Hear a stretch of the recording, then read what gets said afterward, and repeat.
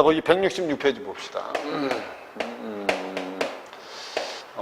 여기 그 166쪽에 나와 있는 미장합임은 거기 19번 문제에다 별표를 좀 쳐놓으세요. 이거 말고는 지문 가지고 다 해결을 할 수 있어요. 근데 19번 문제 풀 때는 여러분들이 지문의 내용을 이해를 해서 보기하고 정확히 비교를 해서 좀 풀어야 됩니다. 자, 지문을 한번 분석해 볼게요. 미장합임은 원래 두 개의 거울 사이에 상이 끊임없이 맺히는 것을 의미하는 말로 근대 문학사조에서 앙드레 지드가 소설 창작에 도입한 이후 누보르망 소설가들에 의해서 주로 사용된 표현기법입니다. 주로 어디서 사용한 거예요, 그럼? 미장합임은 문학에서 사용한 겁니다. 문학에서. 알았죠? 일단 이 미장합임이 대상인 건 알겠죠, 그죠? 알겠죠? 근데 이 대상만 찾으면 안 돼요. 대상을 찾는 것도 중요하지만, 이 대상의 의미도 반드시 이해하면서 읽어야 됩니다. 학생들 중에는 대체로 이렇게 대상만 파악해놓고 나중에 문제 풀고 비교만 하는 학생들이 좀 있는데, 그건 나중에 여러분 만점으로 가기는 좀 1등급 받기는 좀 어렵습니다. 다시 미장합임은 원래 두 개의 거울 사이에 상을 끝없이 맺히는 것을 의미하는 게 미장합임이고 주로 문학에서 사용한 표현 기법이다 이런 뜻이야. 그 다음에 그 밑에 이처럼 문학에서 사용되기 시작한 미장합임은 원본의 완벽한 재현 예술이 패러다임을 이루고 있었던 때 완벽한 재현에서 벗어나기 위한 방법론으로 활용되기도 했다. 됐죠? 옛날에는, 야, 봐봐. 옛날에는 예술이 뭐를 중시했을까? 원본을 중시했었지, 원본을. 알았죠? 사본은 의미가, 복사본 자체가 의미가 없었어. 지금 근데 현대 미술이나 현대 예술에서는 모두 중요하지. 복사본도 중요해요, 요즘은. 알았죠? 그 복사본이 등장한 대표적인 게 이제 판화입니다, 판화. 알았죠? 판화. 판화는 이렇게 만들어 놓고 계속 이렇게 찍을 수 있잖아요. 그때 이제 뭐가 원본이냐 이게야.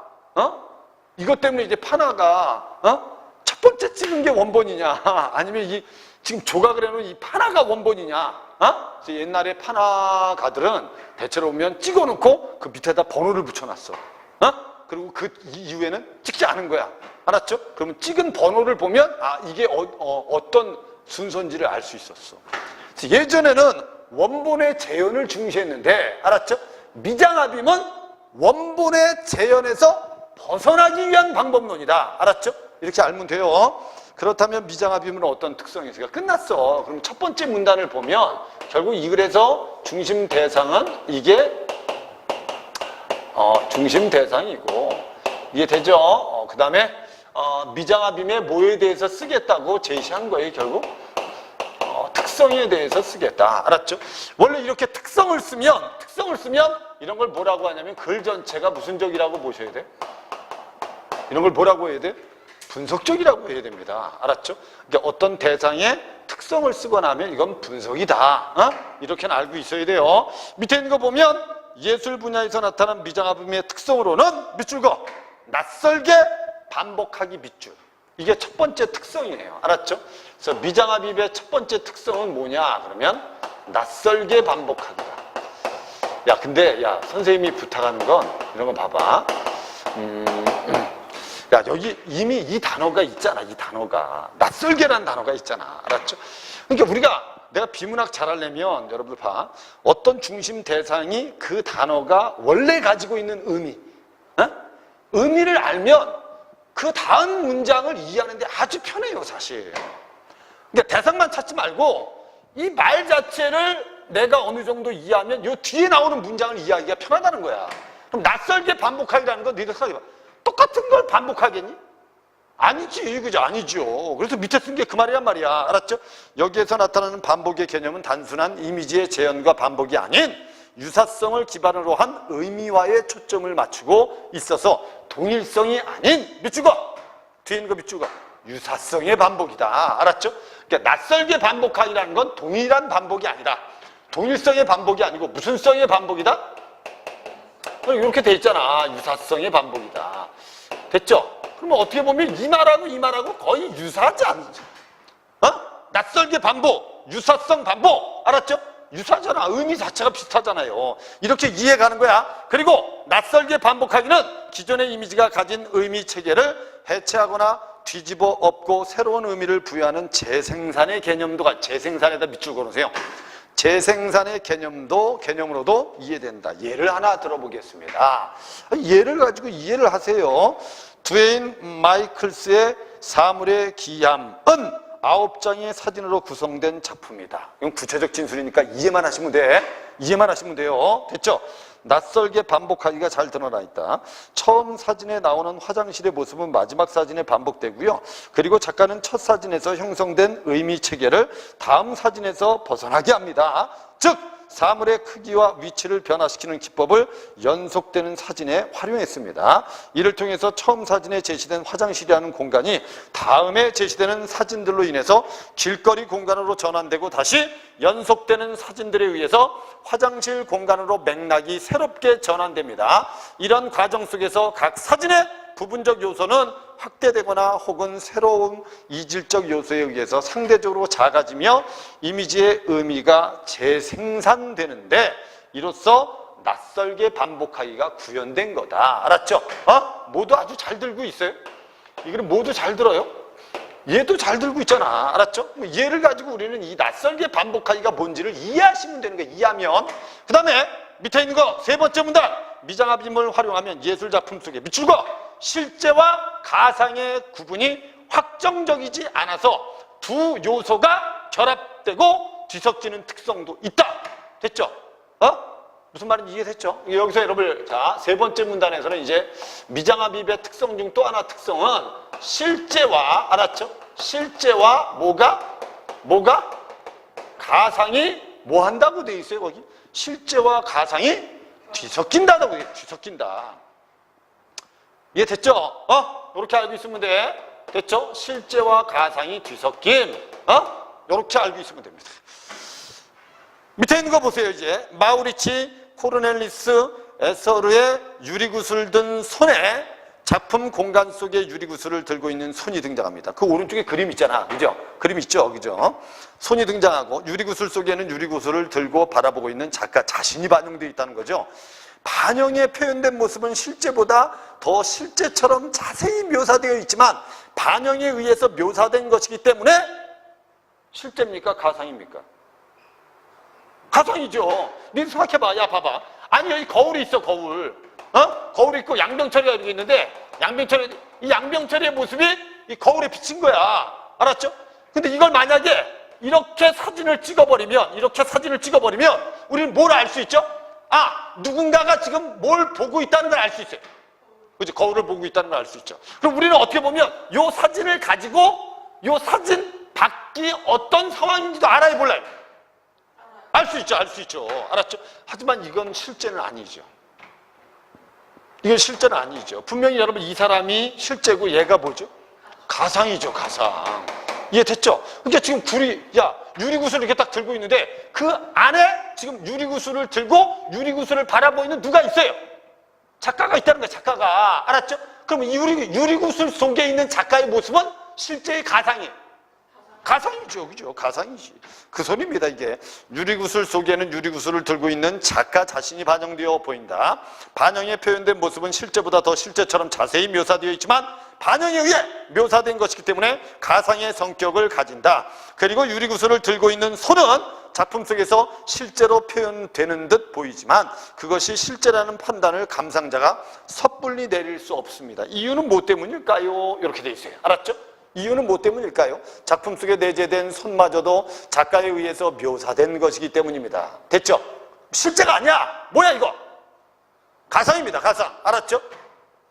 섬세하고 세밀하게 묘사된 구슬 속의 작가의 모습, 그 다음에 손은 미장합임에 의해서 미치고 실제와 가상이라는 이분법적 구분을 무의미하게 만들고 실제와 가상이 뭐하게 만든 거다?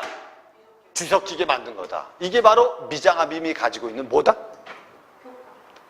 특성이다. 알았죠? 미장합임이 가지고 있는 뭐다? 특성이다. 이렇게 아시면 되는 거야.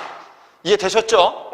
그 다음에 이제 네 번째 문단에 가면 또 하나의 특성이 제시되고 있다. 알았죠? 그게 뭐죠? 관입이란 말이 나와요. 알았죠? 관입이란 말이 나옵니다. 미장합임을 활용하는 예술에 나타나는 또 다른 특성으로는 관입이 있습니다. 관입 동그라미 쳐놓으세요. 작품 밖에 존재하는 요소들이 유리, 구슬, 거울과 같은 작품 내부의 반영적 요소로 인해서 작품 속에 첨가되는 관입이 이루어지는 것이다. 무슨 말인지 이해되죠? 그 뜻입니다. 유리구슬은 봐봐, 이렇게 딱 들고 있으면, 알았죠? 그럼 밖에 있는 게 유리구슬 속에 뭐 되는 거야? 투영되잖아. 알았죠? 그럼 어떻게 보면 작품 밖에 있는 요소가 어디로 들어가는 거지? 작품 안으로 들어가는 거야. 알았죠? 이걸 관입이라고 한다. 밑에 예컨대 유리구슬을 든 손에서 작품 외부적 요소인 작가는 자신의 모습을 유리구슬을 통해서 작품 내부에 관입시킨다. 이러한 표현 방법으로 인해서 감상자는 작품 속에 등장하는 작가와 자신이 동일시되는 착각을 느끼게 되며, 이를 통해서 작품의 시선이 작품 외부로 확장되는 특성이 있다 없다? 있다. 그러니까 우리는 이걸 통해서 이제 유리구슬만 딱 보면 유리구슬에 반영된 모습을 통해서 누군가가 유리구슬을 보고 있다는 걸 알아 몰라? 알죠? 그죠? 그럼 유리구슬을 보고 우리는 유리구슬 밖의 상황도 우리는 이해할 수 있다 없다? 감상자가 이해할 수 있다는 것이. 이해되셨죠? 이게 바로 관입입니다. 마지막 문단은 편하게 낯설게 반복하기, 실제와 가상의 뒤섞임, 관입 등의 특성을 지닌 미장합임은 미술, 사진 등과 같은 분야에서만 국한되어 활용되지 않습니다. 여러 철학자에 의해서 미장합임에 대한 논의가 활발하게 이루어지며 미학적 담론이 형성되기도 했으며 그 외연이 영화나 의상이나 건축 분야까지 확장됐다. 그래서 예술사적 위상이 있다 없다? 있다. 됐죠? 그래서 여기선 관입, 그 다음에 마지막 문단에서는 뭘 쓴 거야? 결국 미장합임의 특성이 가지고 있는 미장합임의 가치나 뭐를 쓰고 끝난 거예요? 의의를 쓰고 끝났다. 됐지? 이렇게 이해하셔야 돼요. 이렇게. 이거는 봐봐, 선생님 봐봐. 이 지문은 글의 구조가 쉬운 거죠? 아주 쉬운 거예요. 알았죠? 그 다음에 얘를 잘 들어줬기 때문에 이해하는 데도 편하다는 거지. 근데 대체로 학생들 중에서 예술 지문이 나오면 약간 부담스러워하는 학생들도 좀 있습니다. 알았죠? 그리고 이런 용어들을 꼭 우리가 머릿속에 알아야 되는 건 아니야. 비문학은 이런 대상을 찾고 이런 대상의 특성을 나온 단어들을 지문을 가지고 이해하는 게 중요하다는 거지. 알았죠? 그럼 첫 번째 16번 문제는 뭐죠? 밑글에 대한 설명으로 적절한 걸 찾아라. 미장합임에 대한 여러 학자의 미학 이론을 비교하고 미장합임의 가능성을 설명하고 있다. 전혀 말이 안 되잖아. 그죠? 2번도 구체적인 사례는 좋다. 근데 미장합임의 한계를 쓴 건 아니다. 한계 X. 됐죠? 그 다음에 3번에 미장합임에 대한 비판점을 비판점 X. 미장합임과 관련된 통념에 대한 의문을 제기하고 근거를 들어가면서 미장합임의 타당성을 검증하고 있다. 잘못됐죠? 됐죠? 통념이 어디 있습니까? 됐지? 그 다음 5번에 미장합임의 개념을 소개했다. 첫 번째 문단, 미장합임의 예술 분야에 적용돼 나타나는 특성을 중심으로 설명하고 있다. 5번이 답이다. 알았죠? 이건 글 전체의 구조를 보고 맞춰야 되는 거고요. 17번 문제, 미장합임에 대한 여러 철학자들의 논의에 의해서 미학적 담론이 형성된 건 마지막 문단에 있었고요. 미장합임은 문학적 표현 기법으로 사용되기도 했는데 시간이 흐르면서 외어는 더 확장됐다는 건 첫 번째 문단하고 마지막 문단을 통해서 확인할 수 있는 겁니다. 이해되죠?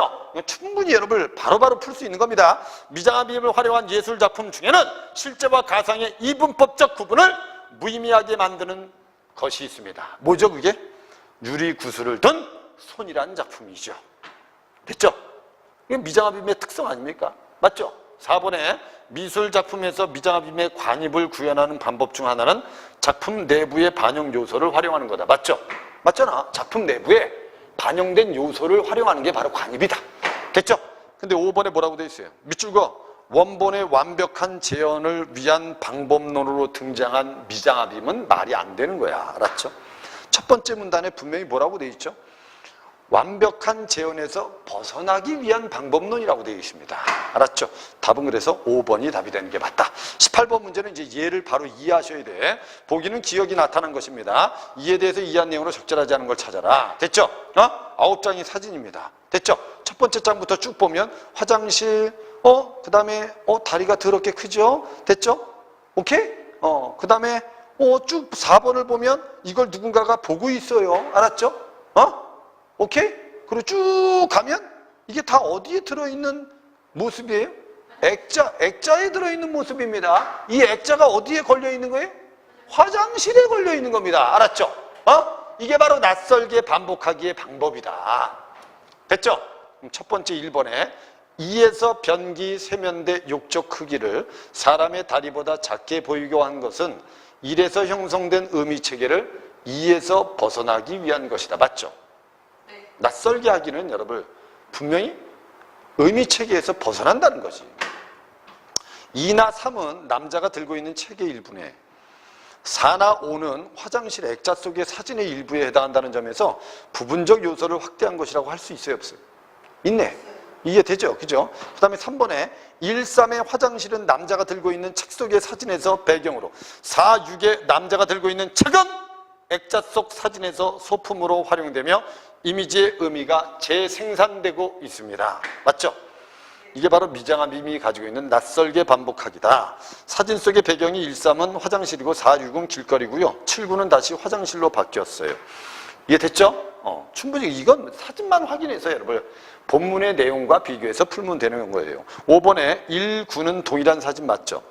네. 맞죠? 그죠? 이건 분명히 반복한 것은 사진의 시작과 끝을 모호하게 만들어 버림으로써 밑줄 그어놓으세요. 새로운 이질적인 요소가 관입한 게 아니고 이게 낯설게 뭐 한 거다? 반복하기를 한 거다. 이렇게 알아두시면 돼요. 이해됐지? 그래서 첫 번째 사진하고 9번째 사진이 동일하게 반복되어 있다. 알았죠? 이걸 통해서 낯설게 반복하기가 실현된 거다. 관입은 아니라는 거지, 관입은. 알았죠? 오케이? 이해됐죠, 이제? 답은 그래서 5번이 답이 되는 게 맞다. 19번 문제 이걸 이제 건축에다 적용을 한번 해보자. 선생님 질문에 대한 답변으로 적절한 것만 고르세요. 원 센트럴파크는 미장아빔 기법을 건축물에 적용한 사례 중에 하나입니다. 잘 보세요. 이 건축물은 기존의 외벽 디자인과 달리 외벽에 관상용 식물을 심어서 식물의 성장에 의해서 외벽 디자인이 불규칙하게 구현되는 거예요. 알았죠? 거기까지 끊어. 여기까지가 뭐에 해당한다고 생각하시면 돼요. 외벽이 불규칙하게 구현됐다. 외벽이. 알았죠? 식물의 성장에 의해서 이게 낯설게 반복하기 하고 같은 거예요. 이해되셨죠? 그 그림도 있잖아. 얘들아, 그 밑에 사진도 있잖아, 사진. 외벽의 식물. 이해됐지? 근데 이게 반복은 되는데 이 원래 외벽의 식물의 성장에 의해서 불규칙하게 구현되어 있다는 건 낯설게 반복이야. 그 다음에 그 외벽의 식물이 심지어 실내로 들어올 수 있도록 만들기도 했대. 그럼 결국 내부하고 외부를 뭐 한 거지? 뚜렷하게 구분한 게 아니네. 알았죠? 또한 전면 유리창을 설치하여서 공간의 내 외부 경계를 아예 없애버려야 돼. 됐죠? 오케이? 이해됐습니까? 그럼 너 생각해봐. 야, 건물이 유리창으로 돼 있어. 그리고 이 외벽에 식물들이잖아. 알았죠? 그럼 이 유리창을 통해서 밖을 볼 수 있어, 없어? 밖을 볼 수 있죠. 그죠? 무슨 말인지 이해됐죠? 이게 결국 내부하고 외부를 경계를 허물어 버렸다. 사각형 구조물이 있는데 공중에 떠 있는 것처럼 보이게 만들었고 이러한 요소들을 모두 미장아빔 기법과 관련이 있대. 어떤 점에서 그것을 확인할 수 있는지 설명을 한번 해보라는 거야. 알았죠? 그래서 밑에 그림들이 다 있어요. 했죠? 그럼 밑에 있는 거 첫 번째 A! 불규칙적으로 자라는 식물을 활용하여 건축물 외벽의 일부를 덮어버림으로써 동일 형태가 반복되는 기존의 건축물 외벽 디자인이 가진 의미체계를 뒤집어 놓은 거예요. 알았죠? 이게 바로 낯설게 반복하기의 의미. 됐죠? A는 맞는 겁니다. B는 뭐라고 돼 있죠? B는 반영적 요소에 해당하는 전면 유리창을 설치하여 밑줄 것부터 건축물 내부에 있는 부분적 요소가 건축물 외부로 확대될 수 있도록 만들었다라고 돼 있는데 이건 뭐에 해당하죠? 그럼? 야, 건축물 내부에 있는 게 건축물 외부로 확대될 수 있도록 만들었다는 건 관입을 했다는 소리인데 알았죠? 뭐 했다고? 관입. 알았죠? 이건 관입이 아니야, 얘들아. 이해됐어? 선생님 봐봐. 이거는 어떻게 보면 미장아빔의 특징 중에서 두 번째 특징이 뭐하고 뭐라고 봐요? 실제와 가상이 뒤섞인 거라고 보셔야 돼. 이해되셨죠? 무슨 말인지 이해되죠? 아니 우리가 봐봐. 지금 외벽에 자라는 식물이 실제야, 실제. 근데 여기 유리창이 있어요, 유리가. 알았죠? 그럼 유리를 통해서 본다는 건 뭐를 실제가 아니라는 거지, 이게. 그래서 이거 유리창을 통해서 실제와 가상을 뒤섞어 놓은 거야, 이거. 관입이 아니니까. 알았죠? 그 다음에 그 밑에 있는 거, 하늘에 떠 있는 것처럼 보이는 사각형 구조물을 설치한다. 이것도 실제 공간인 하늘과 분리되어 보이게 한 거는 밑줄 그었어요. 이분법적 구분을 드러내기 위해서 말이 안 돼 이것도. 알았죠? 왜냐면 나 봐봐. 미장합임의 특징 중 대표적인 건 실제와 가상을 뒤섞어 놓는 거지. 알았죠? 이분법적으로 실제와 가상을 딱 나누는 게 미장합임의 특성은 아니라는 거야. 알았죠? 그럼 봐봐. 하늘이 있고 하늘에 사각형의 구조물이 있다. 알았죠? 그럼 우리는 하늘을 보면서 사각형의 구조물을 볼 거 아니야. 이해됐죠? 무슨 말인지 이해됐죠? 그럼 결국 하늘은 뭐죠? 하늘은 뭐죠? 자연이죠, 자연. 맞죠? 근데 이 원래 구조물은 인간이 만든 거야. 알았죠? 그 두 가지가 뒤섞이게 만들어 놓은 거야. 무슨 말인지 이해됐죠? 이걸 이분법적으로 나눈다는 건 미장합임의 특성에 해당하지 않는다. 이렇게 이해하시면 돼요. 됐죠? 답은 1번이 답이었습니다. 20번 문제는 몇 번이다? 5번이 답이다. 이건 아주 쉬운 문제야. 뒤섞이다를 우리 뭐라고 한다? 뒤섞이다를 뭐라고 한다? 혼재라고 한다. 알았죠? 이건 쉬운 문제입니다. 뒤로 넘기세요, 이제.